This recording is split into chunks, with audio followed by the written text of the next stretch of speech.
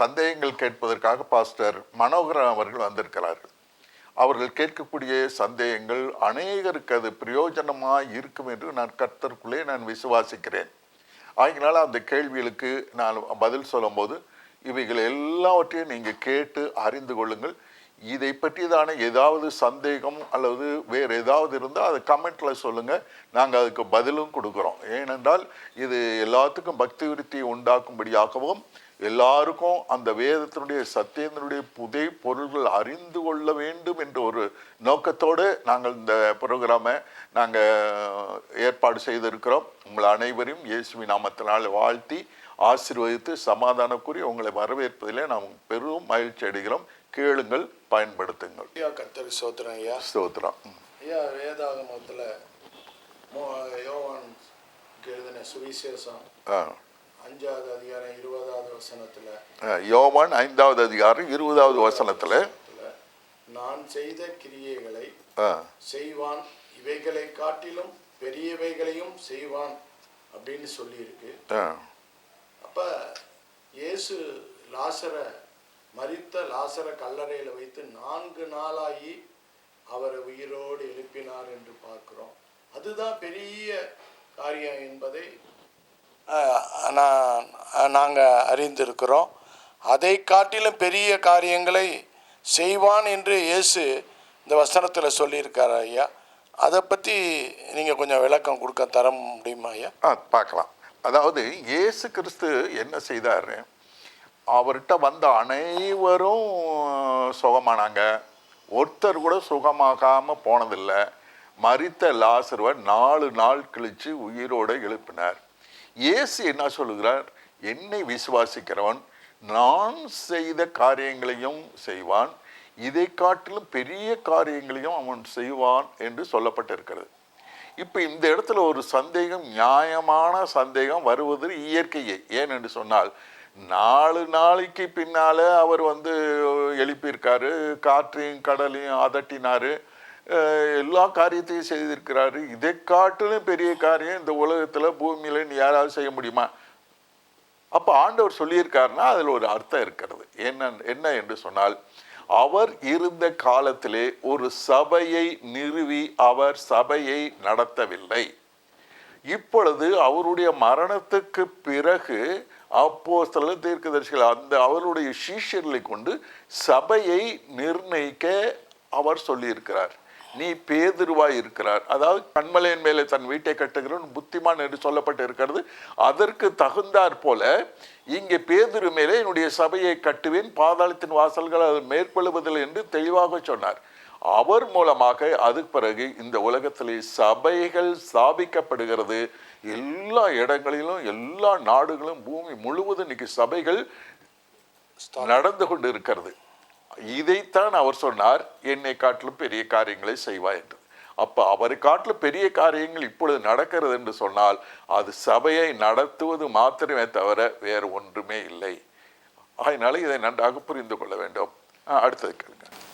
அடுத்த கேள்வியாக மத்தேயு 23ஆம் அதிகாரம் 8வது வசனத்திலேருந்து 10 வசனம் வரைக்கும் இயேசு சொல்லியிருக்கிறாரு, ரபி என்றும் குரு என்றும் பிதா என்றும் அழைக்கக்கூடாது, அனைவரும் சகோதரர்கள் தான். இப்படி இருக்கும்போது நீங்கள் ஏன் பாஸ்டர், போதகர், குரு, இன்னும் சொன்னால் ரெவரண்டுன்னு கூட இன்னைக்கு அழைக்கிறாங்க? இது சபைகளில் அதிகமாக இன்னைக்கு காணப்படுகிறதா இருக்குது. இதை பற்றி தங்களுடைய விளக்கங்களை கொடுங்கய்யா. இயேசு கிறிஸ்து மரணத்துக்கு முன்பாக அவர் என்ன சொன்னார், காணாமல் போன இஸ்ரவேல் அண்டைக்கு மட்டும் போங்க, வேற எங்கேயும் போக வேண்டாம். அவருக்காகவே அவர் இஸ்ரவேல் ஜனங்களுக்காகவே அவர் வந்தார், நீங்கள் வேற எங்கேயும் போக வேணாம்னு சொன்னார். ஆனால் அவருடைய மரணத்துக்கு பிறகு, உயிர் தெழுந்த பிறகு அவர் என்ன சொல்றாரு, சகல ஜாதியாரையும் சீஷராக்கி பிதா, குமாரன், பரிசுத்த ஆவியின் நாமத்தினாலே ஞானஸ்தானம் கொடுங்கள் சொன்னார். அப்ப அவர் உயிரோடு இருக்கும்போது சொன்னது வேற, அதன் பிறகு சொன்னது வேற. அதே போலதான் இந்த காரியத்தையும் நாம் எடுத்துக்கொள்ள வேண்டும். எப்படி என்று சொன்னால், அவர் உயிரோடு இருந்த காலத்திலே சபைகள் இல்லை, சபைகள் நடத்தப்படவில்லை. ஆகினால அவர் என்ன சொல்றாரு, எல்லா சகோதரர்கள் தான், நீங்க அதை பற்றி வேற எதுவுமே ரபின்னு சொல்லாதீங்க, குருன்னு சொல்லாதீங்க, போதகர்னு சொல்லாதீங்க. எல்லாம் போதகர்னா அவர் தான் போதகர், குருன்னா அவர் தான் குரு, நீங்க வேற எதையும் சொல்லாதீங்கன்னு சொன்னார். ஆனா அவரே நீங்க சபையை நிர்ணயிக்கப்பட்ட பிறகு பேதுரு மேல என்னுடைய சபையை கட்டுவேன், பாதாளத்தின் வாசல்கள் அதை மேற்கொள்வதில்லை என்று சொன்ன பிறகு சபைகள் உருவாக்கப்படுகிறது. இந்த சபைகள் எப்படி உருவாக்கப்படுகிறது என்று சொன்னால், எபேசியனுடைய புஸ்தகம் 4வது அதிகாரம் 12வது வசனத்துல நம்ம பார்த்தோம்னா, சிலரை அப்போஸ்தலராகவும் தீர்க்கதரிசிகளாகவும் போதகர்களாகவும் மேய்ப்பர்களாகவும் சுவிசேஷர்களாகவும் ஏற்படுத்தினார். ஆகினாலே அவருடைய மரணத்துக்கு பிறகு சபை வந்த பிறகு இப்படித்தான் சபை உருவாக்கப்பட வேண்டும், இந்த சபை வளர்ச்சி அடைய வேண்டும். ஆகினாலே இவர்களெல்லாம் அங்கே இருக்க வேண்டும், இவர்களெல்லாம் தேவை, அந்த சபைக்கு தேவை என்பதை தேவன் தான் அதை பேதுருட்ட சொல்லி அதன் மூலமாக அந்த சீஷர்கள் மூலமாக இவ்விதமாக உருவாக்கப்பட்டு இருக்கிறது. ஆகினால இதை வைத்து அதை வச்சுட்டு இப்படித்தான் செய்யணும் அப்படிங்கிறது இல்லை. ஏனென்றால் இது சபை வந்த பிறகு அதனுடைய கொள்கைகளையும் அதனுடைய முறைகளும் மாறுபடுகிறது. ஆகினால இந்த 5 வகை ஊழியங்களை குறித்து அவருடைய சபையில தான் இது ஏற்படுத்தப்படுகிறது. அடுத்தபடியா இந்த சபை ஏற்பட்டதனுடைய நோக்கம் என்னங்கிறது யாருக்கும் சரியா தெரியாம இருக்குங்கய்யா.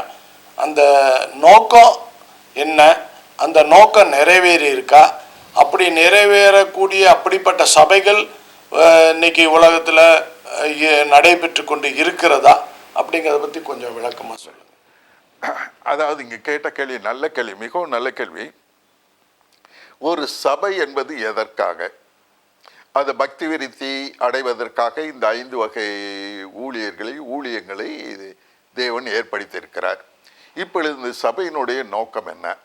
இந்த சபையினுடைய நோக்கம் என்னவென்று சொன்னால், அங்கே இருக்கக்கூடிய அனைவரும் சபை அங்கத்தினர்கள், அங்கே நடத்தக்கூடியவர்கள் அனைவருமே அங்கே என்ன சொல்லப்படுகிறது, 2 கொரிந்தியர் 11வது அதிகாரம் 2வது வசனத்துல அதுல என்ன சொல்லுகிறது என்று சொன்னால், நான் உங்களை கற்புள்ள கனியாக தேவனுக்கு முன்பாக நிறுத்த வேண்டும். இதுதான் ஒரு சபையினுடைய ஒரு நோக்கம். அதாவது கற்புள்ள கன்னிகை, நல்லா யோசிச்சு பாருங்க. ஒரு கற்புள்ள கன்னிகைனா அவங்க கற்பை இழந்து விடக்கூடாது, எந்த கரை திரையும் படக்கூடாது. அதே போல சபையார் அனைவரும் நடத்துகிறவர்களும் சபையாரும் எந்த விதமான கரை திரை இல்லாமல் கற்புள்ள கன்னிகையாக ஒரே புருஷனாகிய இயேசுவுக்கு நியமிக்கப்பட்டு இருக்கிறீர்கள். அவருக்கு முன்பாக கொண்டு போய் உங்களை நிறுத்தணும். எப்படி நிறுத்தணும்? கற்புள்ள கன்னிகையா அவருக்கு முன்னால கொண்டு போய் நிறுத்தணும். இதுதான் ஒரு சபையினுடைய நோக்கம், ஒரு சபையினுடைய கொள்கை, ஒரு சபையினுடைய நோக்கமே இதுதான். அப்ப இந்த இப்படி கொண்டு போய் கற்புள்ள கன்னிகையா அங்க நிறுத்தணும்னா இதுக்கு தான் அந்த 5 வகை ஊழியம் தேவைப்படுகிறது. இதுக்கு தான் அந்த 5 வகையான ஊழியர்கள் தேவைப்படுது. அந்த 5 வகையான ஊழியர்கள் யார் என்று சொன்னால், இங்க அப்போஸ்தலர் இருக்காங்க. இந்த சபைக்காக பெரிய பெரிய அடையாளங்களையும் அற்புதங்களையும் அவங்க செஞ்சு ஆத்துமாக்கள் நிறைய அவங்க ரட்சிக்கப்பட வைத்து சபைக்கு கொண்டு வந்து கொடுக்கிறவர்கள் இந்த அப்போஸ்தலர்கள். அடுத்தபடியாக தீர்க்கதரிசிகள், அந்த சபையில இருக்கிற ஒவ்வொருவரையும் குறித்து தீர்க்க தரிசனம் சொல்லி அவர்களுடைய நிலைமையை குறித்து, அவர்களுடைய பாவங்களை குறித்து, அவர்கள் நினைத்து கொண்டிருக்க காரியங்களை குறித்து தெளிவாக தீர்க்க தரிசனத்தை அவங்களுக்கு சொல்லி அவர்களை பரிசுத்தப்படுத்த வேண்டியது இந்த தீர்க்க தரிசியினுடைய கடமை. மூன்றாவது, இந்த சபை மேய்ப்பர்கள். இவர்கள் இந்த சபையை மேய்ப்பவர்கள் இந்த சபைக்கு தகுந்த புத்தியை சொல்லி அவர்களை ஆவிக்குள்ளாக நடத்த வேண்டும். ஏனென்று சொன்னால் இவர்கள் அங்கேயே இருக்கிறார்கள். அப்ப இந்த சபையை ஒருவர் கையிலே தேவன் விடவில்லை. அது நன்றாக புரிந்து கொள்ள வேண்டும். அப்ப யார் கையில இது விட்டுருக்காரு அப்படின்னா, அங்கே மேய்ப்பர்கள் இருக்கணும், சுவிசேஷகரும் இருக்கணும். இந்த 2 பேர் இருக்க வேண்டும் என்பதுதான் வேதத்தினுடைய கட்டளை. அப்ப போதகர் ஒருத்தர் இருக்கிறாரே, அவர் என்ன செய்யணும்னா, இந்த மேய்ப்பருக்கு மேலாக ஆழ்ந்த சத்தியங்களை, ரகசியங்களை அவங்களுடைய தெளிவுபடுத்துவதற்காக, அவங்களுடைய சந்தேகங்களை சொல்லுவதற்காக இந்த போதகர்கள் நியமிக்கப்பட்டிருக்கிறார்கள். இப்ப இதுல இந்த அப்போஸ்தலர், இந்த தீர்க்கதரிசிகள், இந்த போதகர்கள், இந்த 3 பேருமே சபையிலே இருக்கக்கூடிய ஆட்கள் அல்ல. அங்கங்கே அவர்களுக்கு எந்த வேலை கொடுக்கப்பட்டிருக்கிறதோ, ஆண்டவர் எங்கே அழைக்கிறாரோ, எங்கோ போக சொல்லுகிறாரோ, அந்தந்த இடங்களிலே போய் அப்போஸ்தலர் ஊழியத்தையும், தீர்க்கதரிசிக்கு உண்டான ஊழியத்தையும், போதக ஊழியத்தையும் அவர்கள் செய்ய வேண்டும். ஆனால் இந்த சபையிலே அமர்ந்திருக்கிறவர்கள் யார் என்று சொன்னால், மேய்ப்பர்கள் சபையை மேய்க்க வேண்டும். அடுத்தது சுவிசேஷகர்கள் ஆத்மாவை சம்பாதித்து கொண்டு வந்து விட வேண்டும். இது எந்த வசனத்திலே நாம் இதை பார்க்கலாம் என்று சொன்னால், 1 கொரிந்தியர் 12வது அதிகாரம் 28வது வசனம். பின்பு அற்புதங்களையும், குணமாக்கும் மரங்களையும், ஊழியங்களையும், ஆளுகைகளையும், பலவிதமான பாஷைகளையும் ஏற்படுத்தினார். இப்ப இது பாருங்க, இந்த வசனத்துல அந்த 5 வகை ஊழியம்னு எபேசில சொல்லியிருக்கு. ஆனா இதுல பாருங்க, 5 வகை ஊழியத்தை பற்றி சொல்லியிருக்கானா, சொல்லியிருக்கு. ஆனா அது மறைமுகமா இருக்கு. அது எப்படி மறைமுகமா இருக்கிறது என்று சொன்னால், முதலாவது அப்போஸ்தலர், 2வது தீர்க்கதரிசி, 3வது போதகர்கள், அதுக்கு பிறகு இவங்க அற்புத அடையாளம், அதுக்கு பிறகு ஆளுகைகளையும் அப்படின்னு இருக்கு. அப்ப இந்த சபையை ஆளுகிறவர்கள் யார் என்று சொன்னால், மேய்ப்பர்களும் சுவிசேஷகர்களும். இவங்க 2 பேரும் அந்த சபையை ஆளுகை செய்ய வேண்டும். இந்த 5 வகையான ஊழியர்களும் இந்த சபை அங்கத்தினர்களை கற்புள்ள கன்னிகையாய் மாற்றி தர வேண்டும். இதுதான் 1 தெசலோனிக்கேயர் 5:23 கர்த்தராகிய இயேசு கிறிஸ்து வரும்போது ஆவி, ஆத்மா, சரீரம் குற்றமற்றதாய் காக்கப்படுவதாக சொல்லப்பட்டிருக்கு. குற்றமற்றதாக, பாவம் மற்றதாக இல்லை, குற்றமற்றதாக. அப்ப இந்த குற்றமற்றதாக என்பது எதை குறிக்கிறது என்று சொன்னால், கரை திரை இல்லாதவர்களாக. ஆகையினாலே இவர்கள் அந்த கரைத்திரை இல்லாமல் அங்க கொண்டு போய் அவர்களை நிறுத்தணும். அதுக்காகத்தான் இந்த சபை ஏற்படுத்தப்படுகிறது. இந்த சபை இவ்விதமாகத்தான் அங்க செயல்பட வேண்டும். ஆனால் இன்னொரு கேள்வி கேட்டாரு, இப்பொழுது இந்த காலங்களிலே இந்த 5 வகை ஊழியங்களும் இப்பொழுது சபையிலே இருக்கிறதா, நடக்கிறதா, இதன்படி சபை, எந்த சபை இருக்கிறது என்று கேள்வி கேட்டார். இது ரொம்ப நியாயமான கேள்வி. இன்னைக்கு அப்போஸ்தலர்கள் யார் என்று சொன்னால், இயேசுவை ஏற்றுக்கொள்ளாதவர்களுடைய மத்தியிலே இவர்கள் ஊழியம் செய்ய வேண்டும். இவர்களுடைய அடையாளங்கள்னா பெரிய அற்புதங்களும் அடையாளங்களும் செய்யணும். அப்ப அப்படிப்பட்டவர்கள் இன்னைக்கு அப்போஸ்தலர்கள் என்று இன்னைக்கு இருக்கிறாங்களா அப்படின்னா பெரும்பாலும் இல்லை என்றுதான் சொல்ல வேண்டும். அது எப்பாவது ஒரு தடவை பெனிகின் வந்தாரு, அல்லது வெளிநாட்டிலேருந்து வேறு யார் வர்றாங்க, அல்லது பெரிய பலத்த காரியங்கள் நடக்குது, அவங்க ஜப்பானில எந்திரிச்சு நடக்கிறாங்க. அப்ப இது எல்லாருமே இதை செய்யலாம். ஆனா அப்போஸ்தலர் என்பது அதிகப்படியாக ஒரு கூட்டத்தில் வந்தால் 10 பேர் 20 பேர் அந்த மாதிரி நிறைய அவங்க சோகம் கிடைக்கணும், அற்புத அடையாளங்கள் நடக்கணும். இவங்க தான் அப்போஸ்தலர்கள். இன்னைக்கு தமிழ்நாட்டில் இப்பொழுது ஒரு சபையிலையோ அப்போஸ்தலர்கள் என்பது இல்லை. ஒன்று. அதுக்கு அடுத்தது தீர்க்கதரிசிகள். இந்த தீர்க்கதரிசிகள் சபையை பரிசுத்தப்படுத்துகிறவர்கள் இந்த தீர்க்கதரிசிகள். இந்த தீர்க்கதரிசிகள் யாருக்கு கட்டுப்பட்டவர்கள் அல்ல, கர்த்தருக்கு மாத்திரம்தான் கட்டுப்பட்டவர்கள். இவர்களுக்கு என்ன வெளிப்படுத்தப்படுகிறதோ அதை அப்படியே அவர்களுக்கு சொல்லி விடுவார்கள்.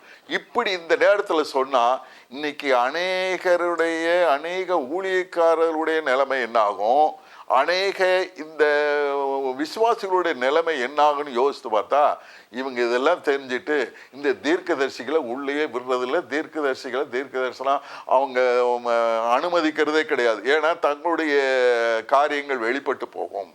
ஆகினாலே இந்த தீர்க்கதரிசிகளை விரும்பாததுனால ஆண்டவர் அது அதிகமான தீர்க்கதரிசிகள் நமக்கு கொடுக்கப்படலை. ஆகினால சபைகள் பரிசுத்தமாக்கப்படாமல் முழுசுன்னா அந்த கற்புள்ள கன்னிகையா நிறுத்துற அளவுக்கு இன்னைக்கு இருக்கிறதா என்று சொன்னால் இந்த பரிசுத்தப்படுத்தக்கூடிய வேலையை செய்கிறவர்கள் இல்லை. அடுத்தபடியாக இந்த போதகர்கள் இப்பொழுது வேதத்தினுடைய அடிப்படை சத்தியங்களை, ஆழங்களை, ரகசியங்களை எடுத்து இவர்கள் சொல்ல வேண்டும். இவர்களுக்கு வேலை என்னன்னா பைபிள் படிக்கிறது மட்டும்தான் வேலை.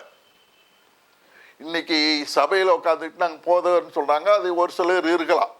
ஆனால் சபையில் உட்காந்துட்டு சபையில் ஒரு மெய்ப்பராக இருந்துட்டு இவங்க நாள் கணக்கில் மணிக்கணக்கில் உட்காந்து பைபிள் படிக்க முடியுமா, ஆராய்ச்சி பண்ண முடியுமானா அது முடியாது. ஏன் என்று சொன்னால் இவங்க படிச்சுக்கிட்டு இருப்பாங்க. அப்போ தான் ஒரு இறப்பு வரும், அது பர்த்டே ஃபங்க்ஷன் வரும், அது வெட்டிங் டே ஃபங்க்ஷன் வரும், உடனே வாங்கம்பாங்க, உடனே அங்கே போகணும். இவங்களுக்கு அந்த வேலை இல்லை. ஏன்னு சொன்னால் இவங்க மெய்ப்பர்கள், அவங்க புத்தி சொல்லக்கூடியவங்க, சபையில் நடத்தக்கூடிய எல்லா வைபவங்களையும் விசேஷங்களையும் அவங்க நடத்தி கொடுக்க வேண்டிய வேலை இவர்களுடையது. ஆகினாலே இந்த போதக ஊழியம் மாத்திரம் செய்கிறவர்கள் இன்னைக்கு மிகவும் குறைவாக இருக்கிறார்கள். இவர்களை கூப்பிட்டாங்க, சரி இவங்க தான் போதிக்கிறது இல்லை, ஆழமான சத்தியங்கள் போதிக்கட்டும் அப்படின்னு சொல்லி இவங்களுக்கு கூப்பிட்டு போதிக்க வைக்கிறாங்களா அப்படின்னா இல்லை. அப்போ ஸ்பெஷலாக யாராவது கூப்பிட்றாங்கன்னா இன்னொரு சபையிலேருந்து இவங்களை யார் கூப்பிட்றாங்களோ அவங்க இங்கே வரணும். இப்படித்தான் இவங்களுக்குள்ள ஒரு லிங்க் இருக்கு. இப்படித்தான் இவங்க செய்கிறாங்க. ஆகினாலே இந்த சபையிலே அங்கேயே முழு நேரமாக சுவிசேஷர்கள் அங்கே இருக்காங்களா அப்படின்னா ரொம்ப விரலை விட்டு எண்ணிடலாம் தமிழ்நாட்டுக்குள்ள. ஆனால் ஒரு காரியம் செய்யலாம், இங்கே இருக்க விசுவாசிகள்லாம் சுவிசேஷகர் தானே, அது சுவிசேஷ ஊழியம் செய்யணும் தானே. ஆமாம் செய்யணும். செய்கிறாங்களா? இல்லையே. அதுதான் அங்கே பிரச்சனை. ஆகினாலே இந்த சுவிசேஷங்கள் அங்கே முழு நேர சுவிசேஷ ஊழியம் செய்கிறவர்கள் அந்த சபையிலே இருக்க வேண்டும். இப்படிப்பட்ட சபைகளை நாம் தேடித்தான் கண்டுபிடிக்க முடியும். அதை தேடி கண்டுபிடிக்க வேண்டிய வேலை ஒவ்வொருவருடைய வேலை. இதே ஒரு கேள்வியிலையா இன்னொரு கேள்வி நான் கேட்கறதுக்காக சொல்லுங்க கேளுங்க. இப்போ நம்ம அப்போஸ்தலர் பழைய 12 சீஷர்களை சொல்கிறோம். அவங்களாம் கிறிஸ்துவோடைய சுவிசேஷத்தை அறிவித்தாங்க. அவங்க ஒரே இடத்துல, எந்த இடத்துலையும் ஒரே இடத்துல அவங்க இல்லாதபடிக்கு பல இடங்களில் போய் சுவிசேஷத்தை அறிவித்தாங்க. கிறிஸ்துக்காக பல பாடுகளை பட்டாங்க. ஆனால் கடைசியில் கிறிஸ்துக்காக இரத்த சாட்சியாக மரித்தவங்களாக இருக்கிறாங்கய்யா. இன்றைக்கு அப்போஸ்தலர்னு சொல்கிறவங்களாம் அப்படி யாரையாவது நம்ம பார்க்க முடிகிறது இல்லையா? ஆனால் அவங்க தங்க பேருக்கு முன்னாடி அப்போஸ்தலர் அப்படின்னு சொல்லி போட்டுக்கிறாங்க. ஆனால் அவங்களுடைய ஜீவியத்துக்கும் அந்த அப்போஸ்தலருக்கும் நிறைய வேறுபாடுகளை காண முடிகிறதா இருக்குது. அதனால் பார்க்குறோம் எல்லாரும், என்ன இவங்க பேச அப்போஸ்தலர்னு போட்டுக்கிட்டாங்க, இவங்க என்ன அப்போஸ்தலரை போல் வாழ்கிறாங்களா, அப்போஸ்தலரை போல் சுவிசேஷம் அறிவிக்கிறாங்களா, அப்போஸ்தலரை போல் எதுவுமே இல்லாமல் இவங்க பல இடங்களுக்கு போய் சுவிசேஷத்தை அறிவித்து ஆத்துமா ஜனங்களுக்கு சுவிசேஷத்தை அறிவித்து ஆண்டோடைய சீஷர்களை ஆக்குறாங்களா? அது மாத்திரம் இல்லை, கிறிஸ்துவுக்காக மரிக்கவும் தங்களை ஒப்பு கொடுக்குறாங்கன்னு சொல்லி அநேகர் கேட்குறாங்க. அதுக்கு என்ன அவங்களோட விளக்கம்? முதல்ல இந்த அப்போஸ்தலர்னா என்ன பேர்? அதுக்கு அப்போஸ்தலர்னா அதனுடைய மொழிபெயர்ப்பு என்ன, அதனுடைய அர்த்தம் என்ன அப்படின்னா, அப்போஸ்தலர் என்றால் அனுப்பப்பட்டவன் என்பது பொருள். இப்போ இயேசு என்ன சொல்றாரு, தன்னுடைய சீஷர்களை பார்த்து ஓநாய்களுக்குள்ளே ஆடுகளை அனுப்புகிறது போல நான் உங்களை அனுப்புகிறேன்னு சொல்றாரு. அடுத்தபடியா என்ன சொல்றாரு, பிதா என்னை அனுப்பினது போல நான் உங்களை அனுப்புகிறேன்னு சொல்றாரு. இப்ப இந்த ரெண்டையும் பாருங்களேன். இயேசு கிறிஸ்துவும் ஓநாய்களுக்கு மத்தியில தான் வந்தாரு, இவருடைய சீஷர்களும் ஓநாய்க்கு மத்தியில தான் போனாங்க. யாராவது திரும்பினாங்களா? ஒருத்தரும் திரும்பல. எல்லாம் ஓநாய் வந்து கடிச்சிருச்சு. எல்லாம் அவர்கள் இரத்த சாட்சியாக தான் மறிச்சாங்க. அப்போ இவர்கள் எதற்கும் பயப்பட மாட்டாங்க. சட்டத்துக்கோ அதுக்கோ இதுக்கோ எல்லாத்துக்கும் அப்பாற்பட்டவர்கள். அங்கே பவுல்லாம் சொல்லும்போது இயேசு கிறிஸ்துவை பற்றி நீ பேசாத சொல்லியிருக்கிறவன்ல அப்படின்னா அவர் என்ன சொல்கிறாரு, நான் தேவனுக்கு கீழ்ப்படுகிறது உத்தமமா, உனக்கு கீழ்ப்படுகிறது உத்தமமா? நான் தேவனுக்கு கீழ்ப்படுகிறேன், யாருக்கு நான் கீழ்ப்படிய மாட்டேன். எனக்கு ஊழியம் அப்போஸ்தலர் ஊழியம், இயேசுவை ஏற்றுக்கொள்ளாத மத்தியில் ஊழியம், பெரிய அற்புதங்கள் அடையாளங்கள். இந்த அப்போஸ்தலருக்கு உண்டான காரியங்களாம் நீங்கள் பார்த்தீங்கன்னா 2 கொரிந்தியர் 2:12 நீங்கள் பார்த்தீங்கன்னா அதில் பலவிதமான அற்புதங்களும் பலவிதமான வல்லமைகளும் நடக்கப்பட்டதை நீங்கள் கண்டீர்களே அப்படின்னு சொல்லப்படுது. ஆகினால பலவிதமான அற்புதங்கள் நடக்கும், பலவிதமான அடையாளம் நடக்கும். இவங்களையே தீர்க்கதரிசிகளாகவும் பயன்படுத்தினார், இவர்களே சுவிசேஷங்களாகவும் பயன்படுத்தினார். இவர்களை வந்து எல்லா வியாதியும் சுகமாக்குறதுக்கு, மரித்தவர்களை எழுப்புறதுக்கு, அந்த மாதிரி பலவிதமான வல்லமைகள் அவரிடத்துல இருந்தது. இயேசுவை ஏற்றுக்கொள்ளாதவருடைய மத்தியில் எல்லாம் செஞ்சாங்க. இன்னைக்கு இயேசு கிறிஸ்துவை ஏற்றுக்கொள்ளாதவர்கள் மத்தியிலே போய் பிரசங்கம் பண்ணி அங்க பெரிய அற்புதங்களையும் அடையாளங்களையும் செய்து அங்க வர்ற ஆத்மாக்களை அங்க இருக்கிற சபைக்கு, ஆவிக்குரிய சபைக்கு நீங்க எடுத்துக்கன்ட்டு இவங்க போய்கிட்டே இருக்கணும். இவங்களுக்கும் அவங்க சம்பாதிக்கிற ஆத்மாவுக்கும் சம்மதம் கிடையாது. ஆனால் அங்கேருந்து எழுதலாம், இந்த மாதிரி வந்தாங்களே எத்தனை பேர் இருக்காங்க, அவங்களுக்கு நான் புத்தி சொல்கிறேன். அப்படித்தான் பலவிதமான நிருபங்களை வந்து சீஷர்கள் அப்போஸ்தலர்கள் எழுதியிருக்காங்க. அப்படி நிருபங்கள் எடுக்கலாம், வரலாம், பார்க்கலாம். ஆனால் அங்கேயே உட்கார்ந்துருக்க அவங்களால முடியாது. ஏனென்றால் உலகம் முழுவதும் அவங்க வந்து சத்தியத்தை அறியாமல் இருக்காங்க. அவங்களுக்கெல்லாம் சத்தியத்தை சொல்லும், பெரிய பெரிய அடையாளம். ஏன்னா இயேசு கிறிஸ்து மெய்யான தெய்வம் என்ன, அங்கே அடையாளம் இருந்தால் தானே அவங்க விசுவாசிப்பாங்க. ஆகினால் அந்த மாதிரி அடையாளம் இன்னைக்கு இருக்குதா? அப்போஸ்தலன் நீங்கள் சொன்ன மாதிரி நான் அப்போஸ்தலன் போட்டுக்கிறாங்க. ஏன்னா அவங்க 4 சபை 5 சபை வச்சுருந்தாங்க, 10 சபை வச்சுருந்தாங்கன்னா அப்போஸ்தலன் போட்டுக்கிறாங்க. என்னன்னு கேட்டால் அங்கே அப்போஸ்தலர் வந்து சபையில் தான் நிர்ணயிச்சாங்க, நாங்கள் வந்து சபையில் நிர்ணயிச்சிருக்கோம், அதனால் அப்போஸ்தலன் சொல்கிறாங்க. அது அல்ல. இரண்டாவது இன்னொரு காரியம் சொல்கிறாங்க, நாங்கள் கல்யாணம், அவங்கெல்லாம் கல்யாணம் பண்ணல, நாங்களாம் கல்யாணம் பண்ணாமல் இருந்தாங்க, நாங்களும் கல்யாணம் பண்ணல, நாங்கள்லாம் அப்போஸ்தலர். இப்படி வந்து வேதத்துக்கு முரணாக இதெல்லாம் இருக்குதே தவிர இது உண்மை அல்ல. ஆகினால் அப்போஸ்தலர் என்று சொல்லக்கூடியவர்கள் அந்த வரங்களையும் வல்லமைகளையும் பெற்று இருக்கணும். இயேசுவை ஏற்றுக்கொள்ளாதவங்க மத்தியில் போய் பேசினா விடுவாங்களா? அந்த மானாயாச்சே, சிரச்சேதம் பண்ணுவானே, கொலை செய்வானே, செஞ்சுட்டு போ, தேவ சித்தம்னால எதுவும் நடக்காது. என்னுடைய அழைப்பு அதுதான். அப்படி போகிறவர்கள் தான் இன்னைக்கு அப்போஸ்தலர்களை தவிர வேறு யாரும் அப்போஸ்தலர்கள் கிடையாது. இந்த அப்போஸ்தலர்கள் இன்னைக்கு சபைகளில் மற்ற இடங்களில் பார்க்க போனால் பெரும்பாலும் இல்லை என்று தான் சொல்ல வேண்டும். அடுத்தபடியான ஒரு கேள்விங்க, இன்னைக்கு தீர்க்க தரிசனம் சொல்லுகிறவர்கள தீர்க்கதரிசி என்று அழைக்கலாங்களா ஐயா? இல்லை அப்படிப்பட்டவங்களுக்கு வேற எப்படி அவங்கள அழைக்கிறதுங்க ஐயா? இங்கதான் ஒரு காரியம் இருக்கு. தீர்க்கதரிசிங்கிறவங்க கடவுளுடைய நேரடி கட்டுப்பாட்டிலே இருக்கிறவர்கள். நீ இங்க இரு அப்படின்னு சொல்லுவாங்க, அங்க இருப்பாரு. அங்க செஞ்சுக்கிட்டு இருக்கும்போதே அவன் வேலை முடிஞ்சது, நீ அடுத்த இடத்துக்கு போ அப்படிம்பாரு, அங்க போயிடுவாங்க. அப்ப இவங்களுக்கு வந்து அந்த ரகசியங்கள், அவங்களுடைய வாழ்க்கையில நடக்கக்கூடிய ரகசியங்கள் அல்லது இனிமேல் நடக்கக்கூடிய ரகசியங்கள், பெரிய காரியங்களை உங்களுக்கு வெளிப்படுத்தி காண்பிப்பார். அப்படி காண்பிக்கும் போது இவங்க சொல்லுவாங்க. ஆனா ஒவ்வொரு சபையிலையும் தீர்க்க தரிசனம் சொல்றாங்க. தீர்க்க தரிசனம் சொல்றவங்களாம் தீர்க்கதரிசிகள் அல்ல. ஏனென்றால் அனைவரும் தீர்க்க தரிசனம் சொல்ல வேண்டும் என்று விரும்புகிறேன் என்று பவுல் சொல்றார். ஆகினால இந்த இந்த தீர்க்க தரிசனங்கிறது வந்து தீர்க்க தரிசனம் இல்லாத இடங்களிலே ஜனங்கள் சீர்கெட்டு போவார்கள் சொல்லுது. அப்ப அந்த ஜனத்தை பரிசுத்தப்படுத்துறதுக்கு அப்பைக்கப்ப இந்த தீர்க்க தரிசனமும் அவசியமாக இருக்கிறது.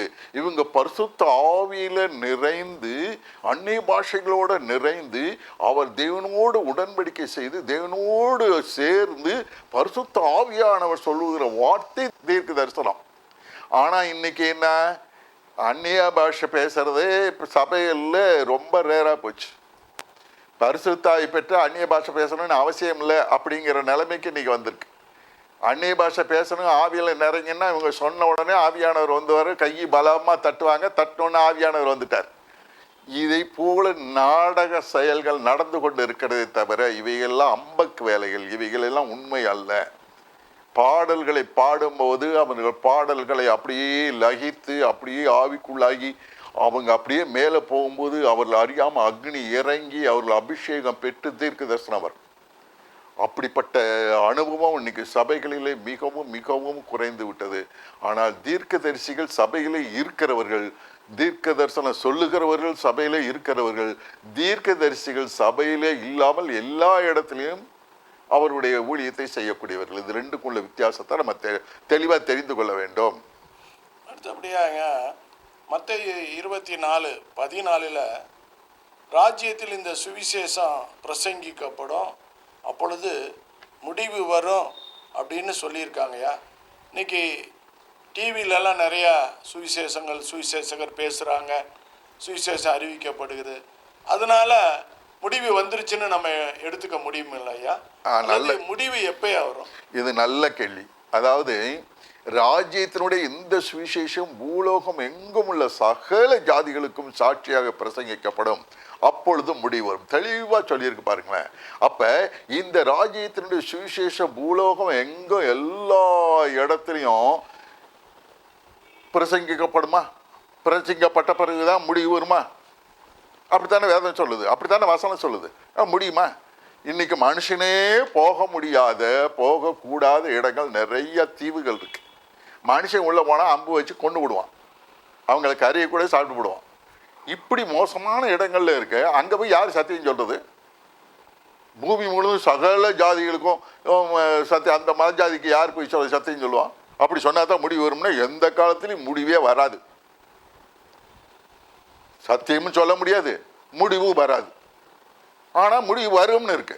அப்போ இதனுடைய அர்த்தம் என்ன அப்படிங்கிறது நம்ம தெளிவாக பார்த்தோம்னா, வெளிப்படுத்தின சுவிசேஷம் 14வது அதிகாரம் 6 மற்றும் 7வது வசனங்கள்.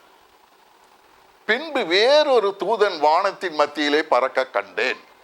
அவன் பூமியில் வாசம் பண்ணுகிற சகல ஜாதிகளுக்கும், கோத்திரத்தாருக்கும், பாஷைக்காரருக்கும், ஜன கூட்டத்தாருக்கும் அறிவிக்கத்தக்கதாக நித்திய சுவிசேஷத்தை உடையவனாயிருந்து மிகுந்த சத்தமிட்டு தேவனுக்கு பயந்து அவரை மகிமைப்படுத்துங்கள். அவன் நியாய தீர்ப்பு கொடுக்கும் நாளை வேளை வந்தது. வானத்தையும் பூமியும் சமுத்திரத்தையும் நீரூற்றுகளையும் உண்டாக்கினவரையே தொழுது கொள்ளுங்கள் என்று கூறினான். இதுதான் முடிவு. அப்ப இந்த தூதன் வானத்தின் மத்தியிலே வந்து சகல ஜாதியாருக்கும், சகல பாஷைக்காரர்களுக்கும், சகல கோத்திரக்காரருக்கும் இந்த சத்தியத்தை அவங்க வானத்திலிருந்து தூதன் சொல்லும் போது எல்லா ஜாதியாரும், எல்லா கூட்டத்தாரும், எல்லா பாஷைக்காரரும் அவங்க கேட்பாங்க. கேட்ட உடனே அடுத்தது முடிவு வரும். இதுதான் அந்த வசனத்தினுடைய விடையை தவிர நம்ம பிரசங்கம் பண்ணி முடிவு வரும்னா அது நடக்காத காரியம். அதனால் இதனுடைய பொருள்களை நீங்கள் நன்றாக புரிந்து கொள்ள வேண்டும். இப்போ வெளிப்படுத்தின விசேஷத்தில் 14வது அதிகாரம் 1வது வசனத்தில் சீயோனுக்கு போகிற அந்த 1,44,000 பேர்களை பற்றி அங்கே சொல்லியிருக்கீங்க. யார் யார் அதில் போவாங்கய்யா? அதில் இன்னும் பார்த்தா இஸ்ரவேல் கோத்திரம் 12 கோத்திரம் இருக்குயா. ஒவ்வொரு கோத்திரத்துக்கும் 12,000 பேர் வீதம் அவங்க போவாங்க. அதில் வந்து மொத்தம் கணக்கிட்டு பார்த்தோம்னா 1,44,000 பேர் வருது. அப்படிப்பட்டவங்க போவாங்களா? இல்லை இன்னைக்கு இருக்கிற ஜனங்களில் 1,44,000 பேர் போவாங்களா? அப்போ யார் போவாங்கன்னு கொஞ்சம் தெளிவாக சொல்லுங்கள். கரெக்டு. இது இந்த சந்தேகம் அநேகருக்கு வந்திருக்கும். எப்படின்னா இந்த வசனத்தை பாருங்களேன். பின்பு நான் பார்த்தபோது இதோ சீயோன் மலையின் மேலே ஆட்டுக்குட்டியானவரையும் அவரிடையே கூட அவருடைய பிதாவின் நாமம் தங்களை நெற்றியில் எழுதப்பட்டிருந்த, இங்க நல்லா கவனிக்கணும். அப்ப இந்த சியோனுக்கு போறவங்களுக்கு என்ன இருக்குன்னா, அவங்களுடைய நெற்றியில பிதாவின் நாமம் தங்கள் நெற்றியிலே எழுதப்பட்டிருக்க வேண்டும். அப்படி எழுதப்பட்ட 1,44,000 பேரையும் நிற்க கண்டேன். இதுல தெளிவா இருக்கு, பாத்தீங்களா? அப்ப இந்த சியோன் மலைக்கு, சியோனுக்கு போறவங்களுக்கு அவங்களுடைய நெத்தியில 1,44,000 இல்லை, 1,44,000 பேர் அவங்களுடைய நெற்றியில பிதாவினுடைய நாமம் தரித்திருக்க வேண்டும். பிதாவின் நாமம்னா என்ன நாமம் நமக்கு தெரியாது. அவருக்கு யெகோவா இருக்கு, யெகோவா சாலேம் இருக்கு, யெகோவா ரஃபா இருக்கு, யெகோவா ரூவா இருக்கு, யெகோவா எத்தனையோ இருக்கு. அதுல எந்த நாமம்னு தெரியாது. அந்த நாமத்தை அவங்க இப்ப தரித்திருப்பாங்க. இதுல இப்ப இவங்க இந்த வருகைக்கு போறவங்க இவங்க பூரா அந்த வருகையிலையும் போயிடுவாங்க. அப்ப இந்த வருகையில போறவங்க புறஜாதிகளா அல்லது இஸ்ரவேலரா? இதுதான் இங்க வந்து ஒரு பெரிய சந்தேகம். இங்க இப்ப இஸ்ரவேல் ஜனங்களிலேயும் ரட்சிக்கப்பட்டு இருக்காங்க, புறஜாதிகளிலே ரட்சிக்கப்பட்டு இருக்கிறாங்க. ஆகினால இங்க பெரும்பாலும் என்ன பிரசங்கிக்கப்படுகிறது என்று சொன்னால், இது புறஜாதிகளுக்கு 1,44,000, அங்க 12,000 1,44,000 அவங்க சியோனுக்கு போறாங்க. அதனால இதுல 1,44,000, அது 1,44,000 சரியா போச்சு அப்படின்னு இன்னைக்கு பலருக்கு அந்த எண்ணம் வந்திருக்கலாம். ஆனால் அது தவறு. அது தெளிவாக புரிந்து கொள்ளுங்கள். இப்ப இந்த 1,44,000 பேர் யார் என்று சொன்னால், இந்த புறஜாதிகளுக்குள்ளே ரட்சிக்கப்பட்டு உண்மையா இருக்கிறவர்களும், இந்த இஸ்ரவேல் ஜனங்களிலே இப்பொழுது ரட்சிக்கப்பட்டு உண்மையா இருக்கிறவர்களும் சேர்ந்து இந்த 1,44,000 பேர். இது உங்களுக்கு புதிதா இருக்கலாம், ஆனா இதுதான் சத்தியம். ஆனா இப்ப இன்னொரு கேள்வி வரும், அங்க 12,000 1,44,000 பேர் வருது, அப்ப அவங்க எல்லாம் யாருயா? அவங்க யாருன்னு கேட்கலாம்ல. அதை வாசிங்க பார்க்கலாம். வெளிப்படுத்தல் 7வது அதிகாரம் 3-8 வசனங்கள். நாம் நமது தேவனுடைய ஊழியக்காரர்களின் நெற்றிகளில் முத்திரை போட்டு தீரும் அளவும் பூமியையும் சமுத்திரத்தையும் மரங்களையும் சேதப்படுத்தாதிருங்கள் என்று மகா சத்தமிட்டு கூப்பிட்டான். முத்திரை போடப்பட்டவர்களின் தொகையை சொல்ல கேட்டேன். இப்ப இங்க என்ன நடக்குதுன்னா, நெத்தியில முத்திரை போடுறாங்க. அங்க பிதாவினுடைய நாமம் எழுதப்பட்டது, ஆனா இங்கே நெத்தியில முத்திரை போடுறாங்க. அப்போ முத்திரை போடப்பட்டவர்களின் தொகையை சொல்ல கேட்டேன். இஸ்ரவேல் புத்தருடைய சகல கோத்திரங்களிலும் முத்திரை போடப்பட்டவர்கள் 1,44,000 பேர். அப்போ இந்த 1,44,000 பேர் யார் என்று சொல்லி இன்னும் விளக்கம் தெளிவாக இருக்கு. எப்படி என்று சொன்னால், ஒவ்வொரு கோத்திரத்துக்கும் 12,000 என்று சொல்லி 12 கோத்திரத்திற்கும் 1,44,000 கணக்கு வந்தது. ஆனால் இவர்கள் நெத்தியிலே முத்திரை போடப்பட்டவர்கள். இந்த நெத்தியிலே முத்திரை போடப்பட்டவர்கள் சியோனுக்கு போவார்னு வேதத்துல எந்த இடத்துலயுமே இல்லை. அப்புறம் எதுக்கு அவங்களுக்கு அது முத்திரை போட்டாங்கன்னு ஒரு கேள்வி இருக்குல்ல. இப்ப அதுக்கு பதில் சொல்லணும். எங்க இருக்குன்னா, வாசிப்போம். வெளிப்படுத்தல் 9வது அதிகாரம் 4வது வசனம். பூமியின் புல்லையும் பசுமையான எந்த பூண்டையும் எந்த மரத்தையும் சேதப்படுத்தாமல் தங்களுடைய நெற்றிகளில் தேவனுடைய முத்திரையை தரித்திராத மனுஷரை மாத்திரம் சேதப்படுத்த அவைகளுக்கு உத்தரவு கொடுக்கப்பட்டது. மேலிருந்து வானத்திலிருந்து தூதன் வர்றான், பூமியை திறக்கிறான். ஓப்பன் பண்ண உடனே உள்ள இருந்து வெட்டுக்கிளிகள் அது பாட்டுக்கு வருது. அந்த வெட்டுக்கிளிகள் மனுஷனை கொத்துது. அது தேளுக்கு ஒப்பான விஷம் அதுக்கு இருக்கு. 5 மாதம் வரைக்கும் அவங்களுக்கு சேதப்படுத்த அந்த வெட்டுக்கிளிகளுக்கு அதிகாரம் கொடுக்கப்பட்டது. ஆனா இவங்க சாக மாட்டாங்க. ஆனா இவங்க சாவை தேடியும் காணாது இருப்பாங்க. இவ்வளவு கொடுமையான அந்த வேதனையை இந்த 1,44,000 பேர் அனுபவிக்க மாட்டாங்க. அதில் தங்கள் நெற்றிகளில் தேவனுடைய முத்திரையை தரித்திராத மனுஷரை மாத்திரம் சேதப்படுத்த அவைகளுக்கு உத்தரவு கொடுக்கப்பட்டது. அப்ப இதுல இருந்து என்ன தெரியுது என்று சொன்னால், அந்த முத்திரை எதுக்கு போட்டாங்கன்னா, இந்த வெட்டுக்கிளியை அவங்களை கொத்தி அவங்க 5 மாசம் அளவு அவங்க கஷ்டப்பட்டு நான் செத்தால் பரவாயில்லன்னு நினைக்க மாட்டாங்க. அதுக்கு தான் அந்த முத்திரை போடப்பட்டதை தவிர இந்த 1,44,000 பேர் சியோனுக்கு போவாங்கங்கிறது இல்லை. அதை மறந்து விடுங்கள். அது சுத்தமா வேதத்திலே அப்படி இல்லை. இதுதான் வேதம். இந்த உபத்திரவ காலம், மகா உபத்திரவ காலம் அப்படின்னு சொல்லி இருக்குது. அதில் 7 ஆண்டு சொல்லியிருக்கு. உபத்திரவ காலம் 3 வருடம்னு சொல்லியிருக்கு. அடுத்தபடியாக மகா உபத்திரவ காலம்னு சொல்லி 3.5 வருடம் சொல்லப்படுகிறது. அது யார் யாருக்கு அப்படிப்பட்ட உபத்திரவத்தில் இருப்பாங்கன்னு கொஞ்சம் சொல்லுங்க. அந்தி கிறிஸ்து இந்த பூமியில வந்துடுறான். விசுவாச துரோகம் முந்தி நேரிட்டு கேட்டின் மகனாகிய பாவம் மனுஷன் வெளிப்பட்டாலே ஒழிய அந்த நாள் வராது. அப்ப இந்த கேட்டின் மகனாகிய இந்த அந்தி கிறிஸ்து எப்ப வருவான்னா, இயேசு கிறிஸ்துவனுடைய 2ஆம் வருகைக்கு பின்பாக இது நடக்கும். அந்தி கிறிஸ்துவனுடைய தோற்றமும் மிகவும் சமீபத்தில் இருக்கும். அது ஒன்றாக கூட வரலாம். அப்படி வந்துட்ட பிறகு இவன் அந்தி கிறிஸ்தன், ஆன்டி கிரைஸ்ட், ஆன்டி கிறிஸ்டியன், கிறிஸ்துவுக்கு எதிரானவன். அப்ப கிறிஸ்தவர்களுக்கு எதிரானவன். அப்போ இவன் என்ன செய்வான்? கிறிஸ்தவங்களை முற்றிலும் அவன் புறக்கணிப்பான். நீ இந்த 666 முத்திரையை நீ போட்டுக்கணும் அப்படிம்பா. அந்த 666 முத்திரையை நீ போடல, நீ விற்கவும் முடியாது, நீ வாங்கவும் முடியாது. நீ எங்கேயும் போய் ஒளிஞ்சுக்கலான்னா அங்கேயும் முடியாது, உன்னை கண்டு அங்கே கொல்லுவான் அவன். அப்ப இவ்விதமாக அந்த விக்கிரகத்தை கும்பிடுன்னு சொல்லுவான். அதை கும்பிடலைன்னா அவனை கொல்லுவான். அப்ப இப்படிப்பட்டதான ஒரு பெரிய உபத்திரவம் அவன் கொடுக்குறான். இந்த உபத்திரவ காலம் என்ன? இந்த உபத்திரவ காலத்துல தான் நீங்க பார்த்தீங்கன்னா அந்த வெளிப்படுத்தின விசேஷத்துல நம்ம பார்க்கலாம். இயேசு கிறிஸ்து முதலாவது முத்திரையை உடைக்கிறாரு, ரெண்டாவது முத்திரையை உடைக்கிறாரு. அப்ப அந்த முத்திரைகள்ல 1வது முத்திரையில் இருந்து 5வது முத்திரை வரைக்கும் இது உபத்திரவ காலத்தினுடைய அடையாளம். நீங்க நல்லா தெரிஞ்சுக்கணும்.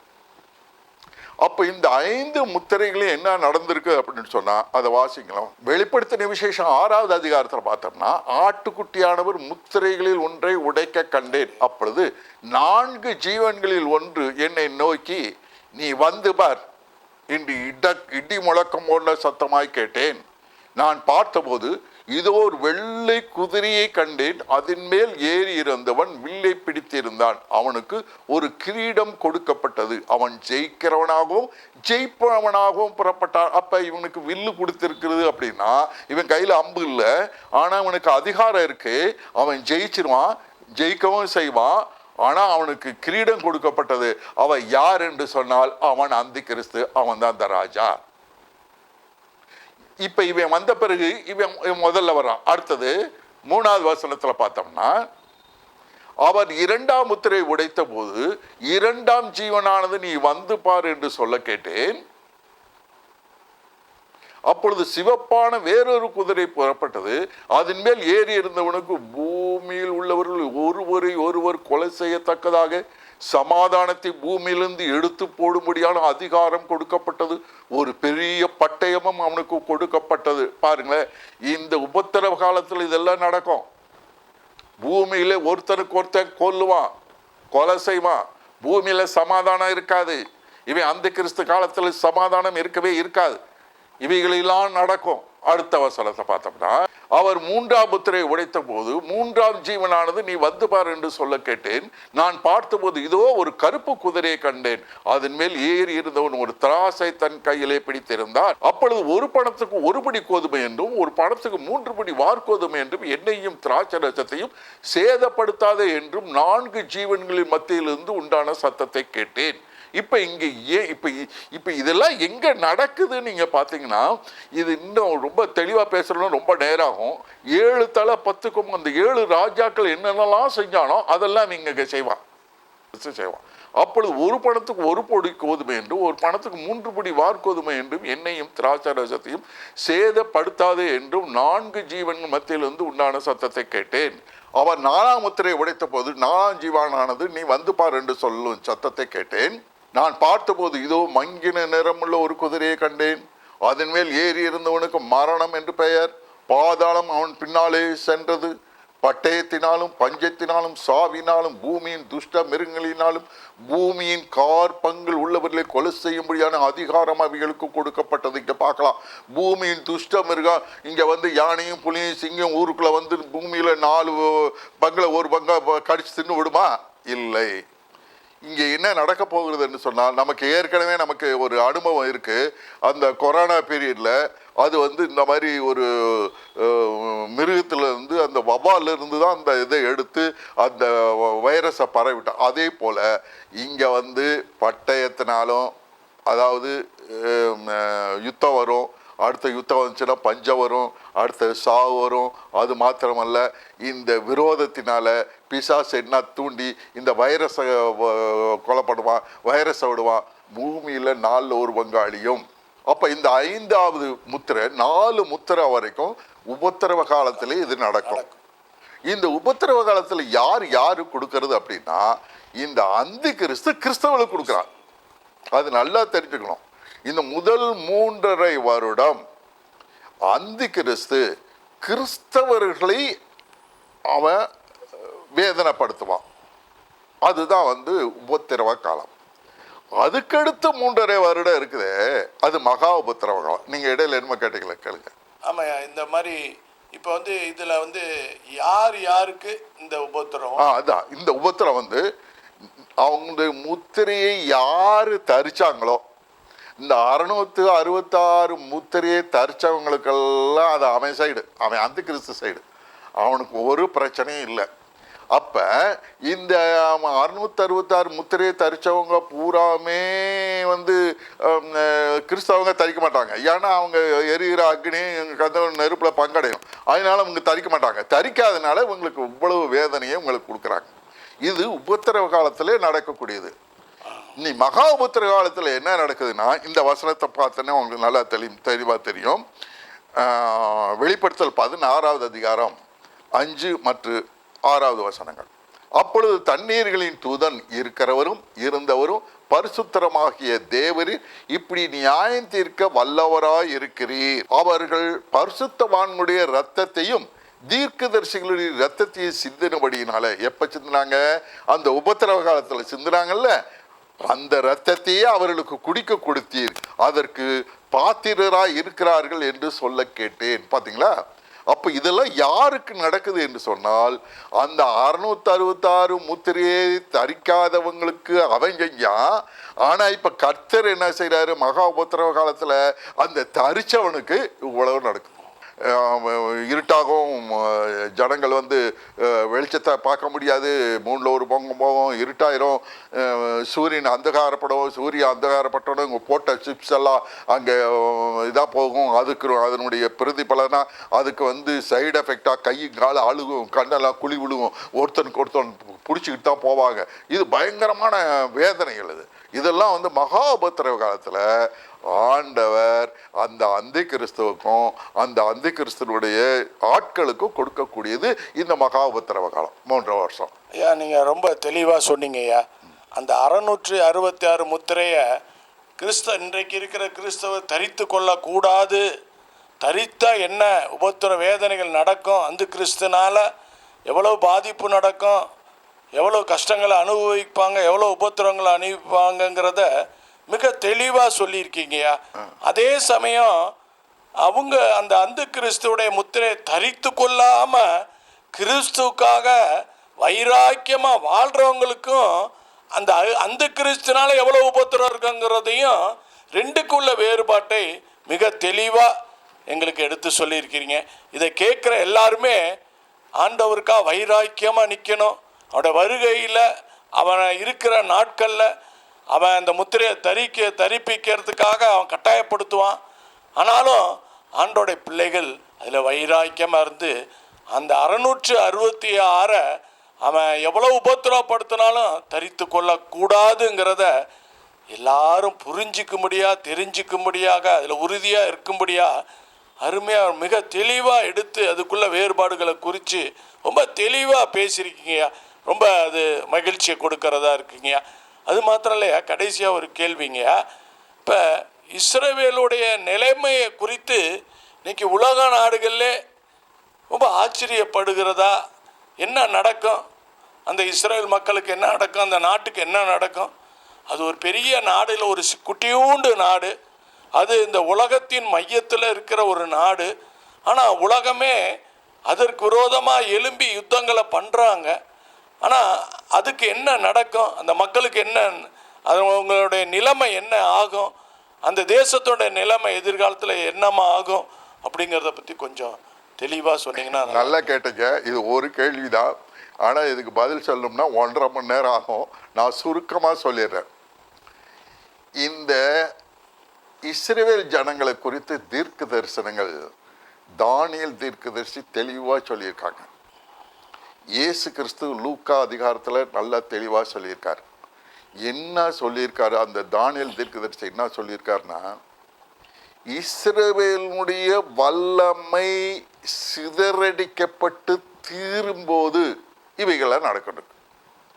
இப்போ வேதத்தினுடைய ஒரு முக்கியமான ஒரு கருப்பொருள் என்னன்னா, நான் பெரியவன், என்கிட்ட எல்லாம் இருக்கு, நான் பார்த்துருவேன், பார்க்கலாம் அப்படின்னு இருக்கிறவனை அவர் வந்து காப்பாற்றவே மாட்டார்.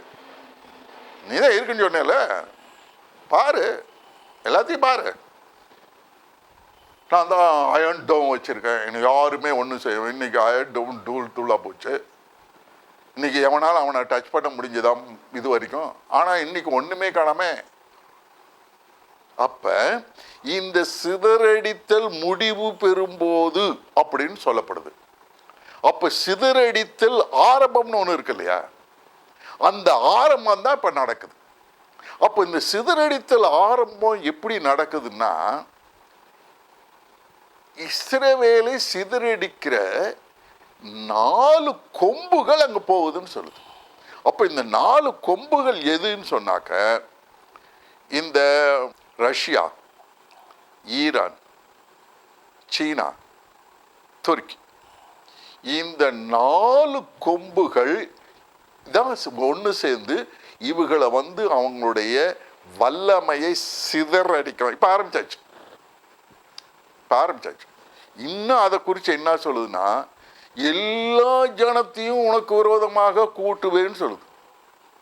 அப்ப பாருங்க, இன்னைக்கு பாருங்க, இஸ்ரவேல் செய்யற காரியத்தை யாருமே ஏற்றுக்கொள்ளவில்லை. அவன் அநியாயம் செய்யறான், இவன் சரியில்லை அப்படின்னு எல்லாத்துக்குமே தெரியுது. ஆனா வேதமா தானே சொல்லுது, எல்லா ஜனத்தையும் கூட்டுவேன், இவங்க எல்லாம் முற்றுகை போடுவாங்க, இவங்க சிறப்பட்டு போவாங்க, இவங்களுடைய பெண்கள் அவமானப்படுவாங்க, இப்படிலாம் நடக்கும்.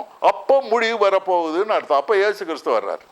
அப்போ இந்த இஸ்ரவேல் ஜனங்களுடைய அழிவும் இந்த உலகத்தினுடைய அழிவும் இயேசு கிறிஸ்து இங்க இந்த அருமோதன் யுத்தத்தினுடைய துவக்கமும் முடிவும் அந்த இடத்துல முடியும். இதை குறித்து இன்னும் தெளிவாக அடுத்த பதிவில் நம்ம பார்க்கலாம். இன்னைக்கு இதை மட்டும் தெரிஞ்சுக்கங்க. கர்த்தர் உங்களை ஆசீர்வதிப்பாராக. இதில் எந்த விதமான சந்தேகம் இருந்தாலும் நீங்கள் கமெண்ட்ல கேட்கலாம். நீங்கள் எப்போ இருந்தாலும் ஃபோன் பண்ணி கேட்கலாம். நான் உங்களுக்கு தெளிவாக நாங்கள் உங்களுக்கு சொல்லுகிறோம். நீங்களும் இதை சப்ஸ்கிரைப் பண்ணுங்கள். நீங்கள் எல்லாத்துக்கும் இதை பரப்புங்க. ஏன்னா சத்தியங்கள் எல்லா இடத்துக்கும் பரவட்டும். இந்த சந்தேகம் உங்களுக்கு எல்லாத்துக்கும் இருந்திருக்கும். இதை கேட்டு உங்களுடைய கமெண்ட்டை நீங்கள் பதிவு பண்ணுங்கள். கடவுள் உங்களை ஆசீர்வதிப்பாராக. Praise the Lord. God bless. Praise the Lord.